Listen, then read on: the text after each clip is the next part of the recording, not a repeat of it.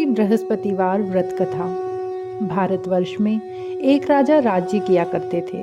वह बड़े प्रतापी और दानी थे। वह नित्य गरीबों और ब्राह्मणों की सहायता करते थे। यह बात उनकी रानी को अच्छी नहीं लगती थी। वह न ही गरीबों को दान देती, न ही भगवान का पूजन करती और राजा को भी दान देने से मना किया करती थी। एक दिन राजा शिकार खेलते हुए वन को गए हुए थे, तो रानी महल में अकेली थी।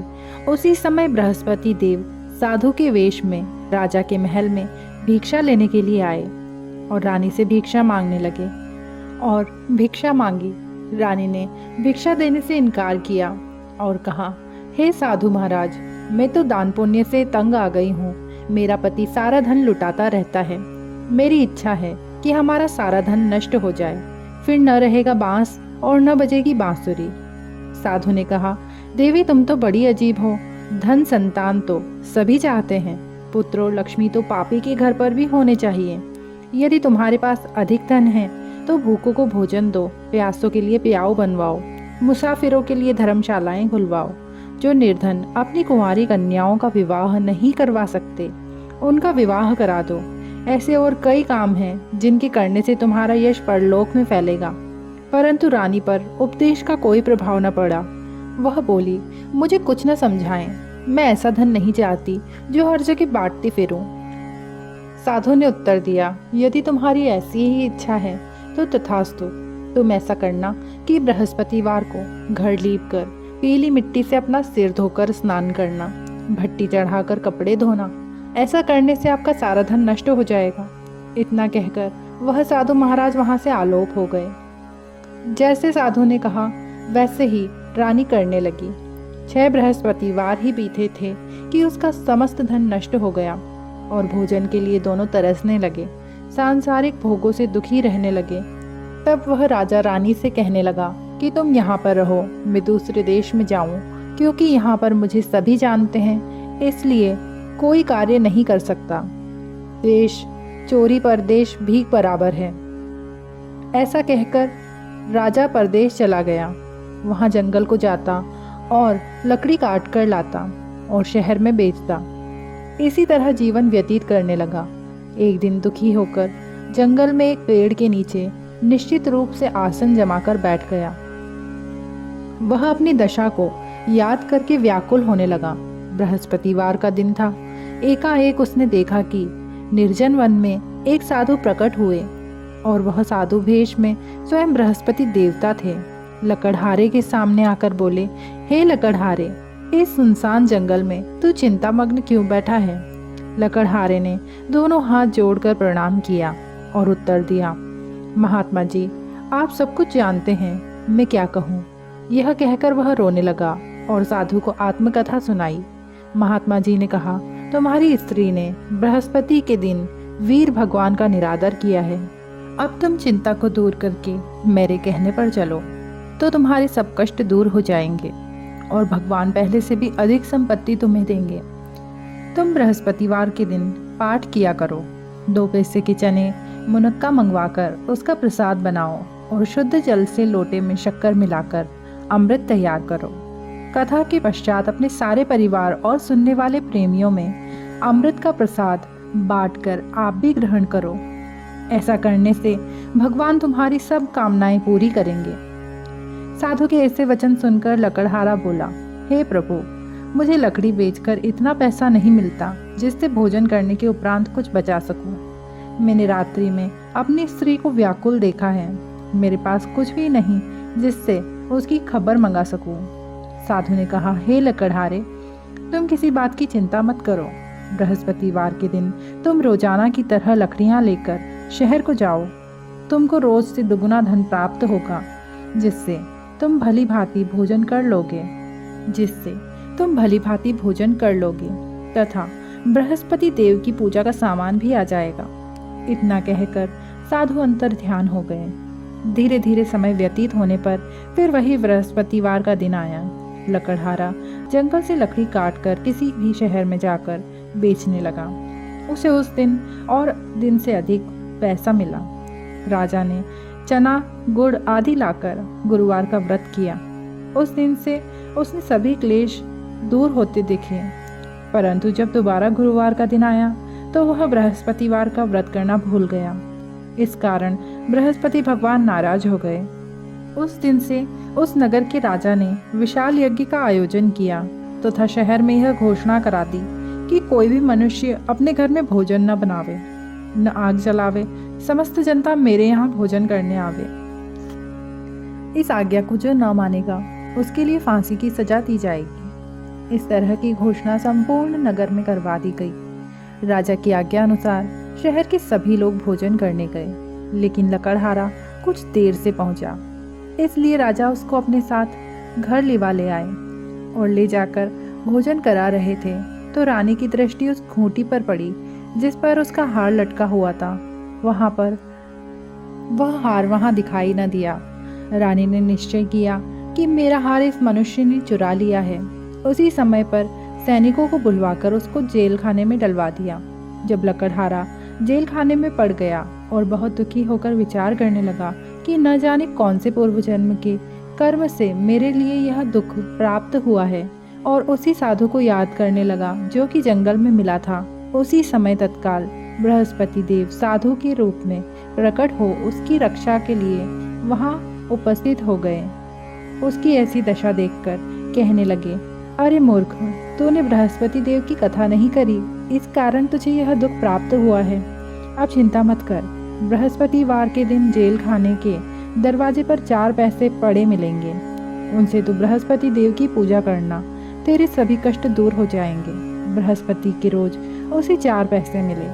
लकड़हारे ने कथा कही उसी रात्रि को बृहस्पति देव ने उस नगर के राजा को स्वप्न में कहा, हे राजा, तुमने जिस आदमी को जेल खाने में बंद कर दिया है वह निर्दोष है, वह राजा है, उसे छोड़ देना। रानी का हार उसी खूंटी पर लटका है। अगर तू ऐसा नहीं करेगा तो मैं तेरे राज्य को नष्ट कर दूंगा। इस तरह रात्रि के स्वप्न को देखकर राजा प्रातः काल उठा और खूंटी पर हार देखकर लकड़हारे को बुलाकर क्षमा मांगी तथा लकड़हारे को योग्य सुंदर वस्त्र आभूषण देकर विदा किया तथा बृहस्पति देव की आज्ञानुसार लकड़हारा अपने नगर को चल दिया। राजा जब अपने नगर के निकट पहुंचा तो उसे बड़ा आश्चर्य हुआ। नगर में पहले से अधिक बाग, तालाब और कुएं तथा बहुत सी धर्मशालाएं, मंदिर आदि बन गए थे। राजा ने पूछा, यह किसका बाग और धर्मशाला है? तब नगर के सब लोग कहने लगे, यह सब रानी और बांदी का है। तो राजा को आश्चर्य हुआ और गुस्सा भी आया। जब रानी ने यह खबर सुनी कि राजा आ रहे हैं तो उसने बांदी से कहा कि हे दासी, देख राजा हमको कितनी बुरी हालत में छोड़ गए थे। हमारी ऐसी हालत देखकर वह लौट न जाए, इसलिए तू दरवाजे पर खड़ी हो जा। आज्ञानुसार दासी दरवाजे पर खड़ी हो गई। राजा आए तो उन्हें अपने साथ लीवा लाई। तब राजा ने क्रोध करके अपनी रानी से पूछा कि यह धन तुम्हें कैसे प्राप्त हुआ है? तब उन्होंने कहा, हमें यह सब धन बृहस्पति देव के इस व्रत के प्रभाव से प्राप्त हुआ है। राजा ने निश्चय किया कि 7 रोज बाद तो सभी बृहस्पति देव का पूजन करते हैं। राजा ने निश्चय किया कि 7 रोज बाद तो सभी बृहस्पति देव का पूजन करते हैं, परंतु मैं रोजाना दिन में 3 बार कहानी कहा करूँगा तथा रोज व्रत किया करूँगा। अब हर समय राजा के दुपट्टे में चने की दाल बंधी रहती तथा दिन में 3 बार कहानी कहता। एक रोज राजा ने विचार किया कि चलो अपनी बहन के यहाँ हो आए। इस तरह का निश्चय कर राजा घोड़े पर सवार हो अपनी बहन के यहाँ को चलने लगा। मार्ग में उसने देखा कि कुछ आदमी एक मुर्दे को लिए जा रहे हैं। उन्हें रोककर राजा कहने लगा, अरे भाइयों, मेरी बृहस्पति देव की कहानी सुन लो। कुछ लोग बोले, अच्छा, हम तुम्हारी कथा भी सुनेंगे। राजा ने अपनी दाल निकाली और जब कथा आधी हुई थी कि मुर्दा हिलने लग गया, और जब कथा समाप्त हो गई तो वह मुर्दा उठ खड़ा हुआ। आगे मार्ग में उसे एक किसान खेत में हल चलाता मिला। राजा ने उसे देखा और उससे बोला, अरे भैया, तुम मेरी बृहस्पतिवार की कथा सुन लो। किसान बोला, जब तक मैं तेरी कथा सुनूंगा तब तक तो 4 हरये जोत लूंगा। जा अपनी कथा किसी और को सुनाना। इस तरह राजा आगे चलने लगा। राजा के हटते ही बैल पछाड़ मारकर गिर पड़े और उसके पेट में बड़ी जोर का दर्द होने लगा। उस समय उसकी माँ रोटी लेकर आई। उसने यह सब देखा तो अपने पुत्र से सब हाल पूछा। और बेटे ने सभी हाल कह दिया तो बुढ़िया दौड़ी दौड़ी उस घुड़सवार के पास गई और उससे बोली कि मैं तेरी कथा सुनूंगी, तू अपनी कथा मेरे खेत पर चलकर ही कहना। राजा ने बुढ़िया के खेत पर जाकर कथा कही, जिसकी सुनते ही वह बैल उठ खड़े हुए तथा किसान का पेट दर्द भी बंद हो गया। राजा अपनी बहन के घर पहुंचा। बहन ने भाई की खूब मेहमानी की। दूसरी रोज प्रातःकाल राजा जगा तो वह देखने लगा कि सब लोग भोजन कर रहे हैं। राजा ने अपनी बहन से कहा कि कोई ऐसा मनुष्य है जिसने भोजन नहीं किया हो, मेरी बृहस्पतिवार की कथा सुन ले। बहन बोली, हे भैया, यह देश ऐसा ही है, पहले यहाँ लोग भोजन करते हैं, बाद में अन्य काम करते हैं। अगर कोई पड़ोस में हो तो मैं देख आऊँ। वह ऐसा कहकर देखने चली गई, परंतु उसे वहाँ ऐसा कोई व्यक्ति नहीं मिला जिसने भोजन न किया हो। अतः वह एक कुम्हार के घर गई जिसका लड़का बीमार था। उसे मालूम हुआ कि उसने यहाँ 3 रोज से किसी ने भोजन नहीं किया है। रानी ने अपने भाई को सारी कथा कह सुनाई। भाई कुम्हार के यहाँ कथा कहने के लिए तैयार हो गया। राजा ने जाकर बृहस्पतिवार की कथा कही, जिसको सुनकर उसका लड़का ठीक हो गया। अब तो राजा की प्रशंसा होने लगी। एक रोज राजा ने अपनी बहन से कहा कि है बहन, हम अपने घर की ओर जाएंगे, तुम भी तैयार हो जाओ। राजा की बहन ने अपनी सास से कहा। सास ने कहा, हाँ चली जा, परंतु अपने लड़के को मत ले जाना, क्योंकि तेरे भाई की कोई औलाद नहीं है। बहन ने अपने भैया से कहा, हे भैया, मैं तो चलूंगी, कोई बालक नहीं जाएगा। राजा बोला, जब कोई बालक नहीं चलेगा तो तुम जाकर क्या करोगी? बड़े दुखी मन से राजा अपने नगर को लौट आया। राजा ने अपनी रानी से कहा कि हम निर्वंशी राजा हैं, हमारा मुंह देखने का धर्म नहीं है और कुछ भोजन आदि नहीं किया। रानी बोली, हे प्रभु, बृहस्पति देव ने हमें सब कुछ दिया है, हमें औलाद अवश्य देंगे। उसी रात को बृहस्पति देव ने राजा से स्वप्न में कहा, हे राजा, उठ, सभी सोच त्याग दे, तेरी रानी गर्भ से है। राजा को यह बात सुनकर बड़ी खुशी हुई। 9वें महीने में रानी के गर्भ से एक सुंदर पुत्र पैदा हुआ। तब राजा बोला, हे रानी, स्त्री बिना भोजन के रह सकती है, बिना कहे नहीं रह सकती। जब मेरी बहन आएगी तब तुम उससे कुछ न कहना। रानी ने सुनकर हाँ कह दिया।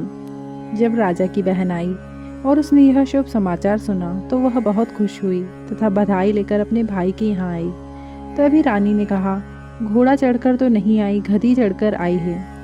राजा की बहन बोली, भाभी, मैं इस प्रकार न कहती तो तुम्हें औलाद कैसे मिलती? बृहस्पति देव ऐसे ही हैं, जैसे जिसके मन में कामनाएं हैं सभी को पूर्ण करते हैं। जो सद्भावना पूर्वक बृहस्पतिवार का व्रत करता है एवं कथा पढ़ता है अथवा सुनता है और दूसरों को सुनाता है, बृहस्पति देव भगवान उसकी सभी मनोकामनाएं पूर्ण करते हैं। ओम जय बृहस्पति देवा, जय जय बृहस्पति देवा। छिन छिन भोग लगाऊं, कदली फल मेवा। ओम जय बृहस्पति देवा। तुम पूर्ण परमात्मा, तुम अंतर्यामी। जगत पिता जगदीश्वर, तुम सबके स्वामी। ओम जय बृहस्पति देवा। चरणामृत निज निर्मल, सब पातक हरता। सकल मनोरथ दायक, कृपा करो भरता। जय जय बृहस्पति देवा। तन मन धन अर्पण कर, जो जन शरण पड़े। प्रभु प्रकट तब होकर, आकर द्वार खड़े। ओम जय बृहस्पति देवा। दीन दयाल दयानिधि भक्तन हितकारी, पाप दोष सब हरता भव बंधन हारी। ओम जय बृहस्पति देवा। सकल मनोरथ दायक सब संशय तारो, विषय विकार मिटाओ संतन सुखकारी। ओम जय बृहस्पति देवा।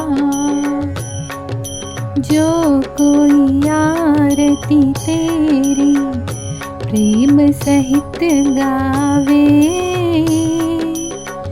ज्येष्ठानंद बंद सो निश्चय फल पावे।